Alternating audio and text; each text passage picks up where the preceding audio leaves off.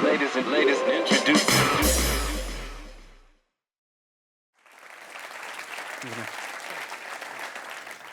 Let's start with a question.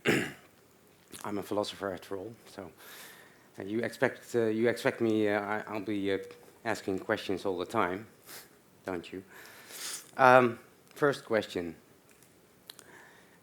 do you have any idea what I'm going to tell you in the next 12 minutes?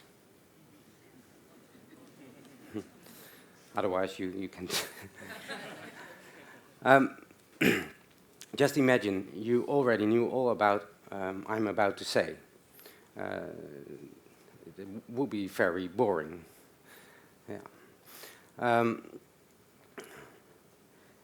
You really want to hear something new, don't you? So it is strange actually, because you don't have any clue what I'm talking about, what I will talk about, but in the end, after I've been talking, you can be disappointed. So isn't that strange? Let me explain. You don't have a certain desire, you don't have a certain expectation, and still you can be frustrated in the end.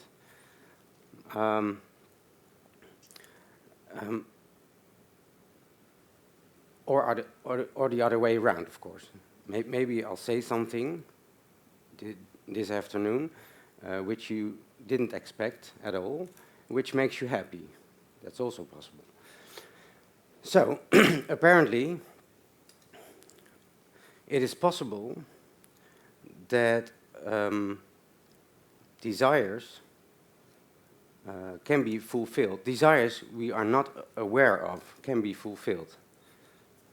I think this is strange. And I feel this paradox I feel about me being a philosopher. I never wanted to be a philosopher. I always wanted to become a sportsman, actually. Only my body was not that convinced. No, I'm very serious. Because I was really good at sport, and but during a really tough run, I injured my legs, my Achilles tendons on both of my legs. So, exit sports career. And after a bunch of other accidents and coincidences, I ended up in philosophy. So, what's worse? I ended up in philosophy. So again, I never wanted to become a philosopher, but now I am. It feels like I've always wanted to be a philosopher. So being a philosopher for me is like a fulfilled desire, actually. And I'm sure you will all recognize this in your own life in some way. So because we don't become what we are by planning, but more by coincidences. So and there's my talk about. Although we all recognize this, when we have to take a big decision, hardly anyone adheres to this knowledge, to this truth. So I'd like to share today an idea on choosing, on how we make decisions. And I think this is a really urgent matter, because they say we live in a time of information overload, in a world of complexities, in a so-called multiple choice society. Well, and this is getting worse, actually. The amount of choice is increasing. Really, it's like the sea level. The amount of choice is increasing. and this will cause serious harm to our psychological well-being. So you are warned now. This is what social scientists want us to believe. And there is, for every problem, there is a solution, and the popular solution to the increase of choice is education, of course. We have to get smarter to cope with the increase of choice. We, like a computer, we have to upgrade our brain.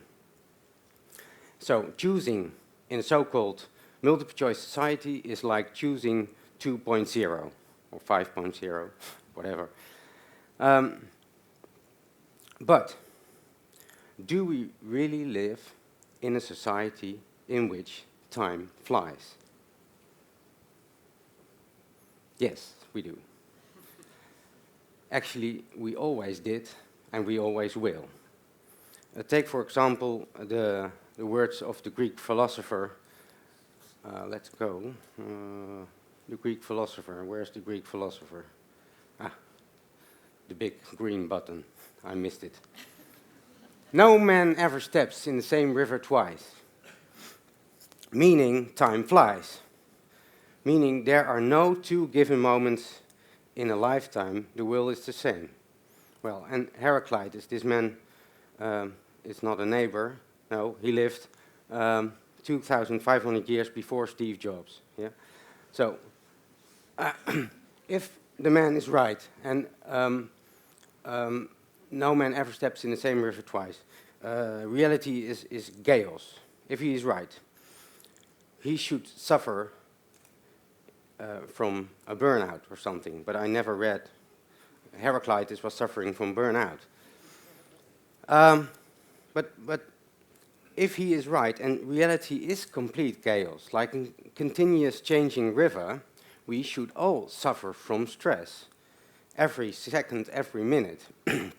Why don't we? Why? Please, use your imagination. And that's the answer. Philosophers sometimes give an answer. The answer is imagination. We don't need theory, logic. We don't need reason or choosing 2.0. We need imagination. I'll show you this picture. Is there someone who doesn't recognize this picture? Please. Everybody knows this picture? No. Please tell me, what do you see? What? A duck. Yes, that's right. Is there someone who sees something completely different? A rabbit. Yes, that's right. You see, this picture shows a duck and a rabbit. But you cannot see a duck and a rabbit in the same time, at the same time, all at once. That's not possible. So, speaking of choices, speaking of decisions, speaking of dilemmas, this is a real dilemma. And how are we going to solve this dilemma? Let's get smarter. Let's have reason and choosing 2.0. It won't help. You need imagination to make something of it. So, reason can count, reason is able to count, but it cannot picture things, it cannot make something. So that does imagination. So this picture shows us how imagination is the first contact with reality, always. But when we have to take a big decision, we rather not rely on imagination. We want reality, we want facts. We like to fact check. And we like to fact check the future if it's possible. So let's fact check the future and collecting facts with these guys, the artist couple Komar and Melamed. In the late 1990s, they started the art project, The People's Choice.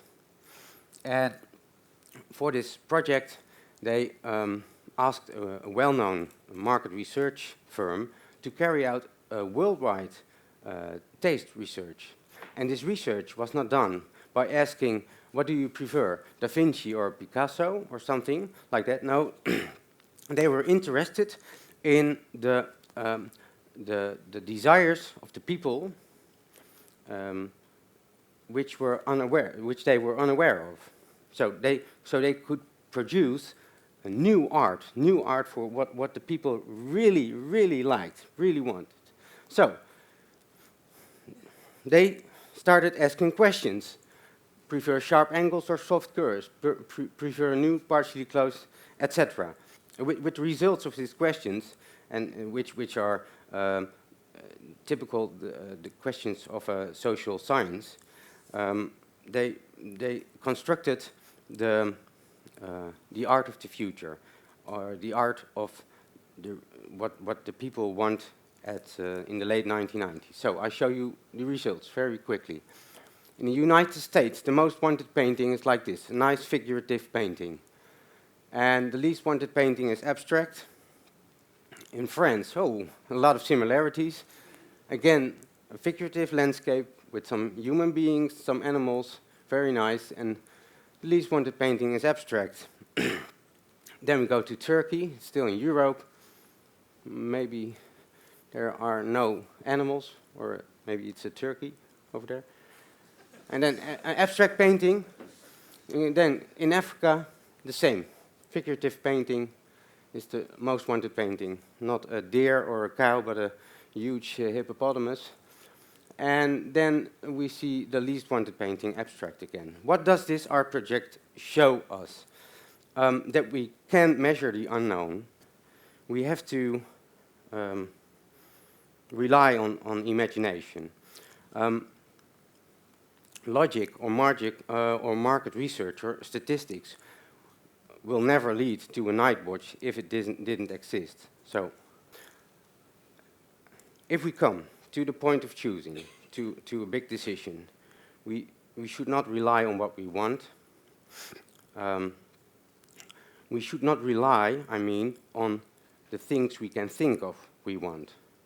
So we have to trust our imagination to fulfill desires which we are unaware of. Well, appetite, they say, comes with eating, and desire, I say, comes with living, not by predicting the future, but by tasting reality. So, please trust your imagination. Have a nice future. Thank you.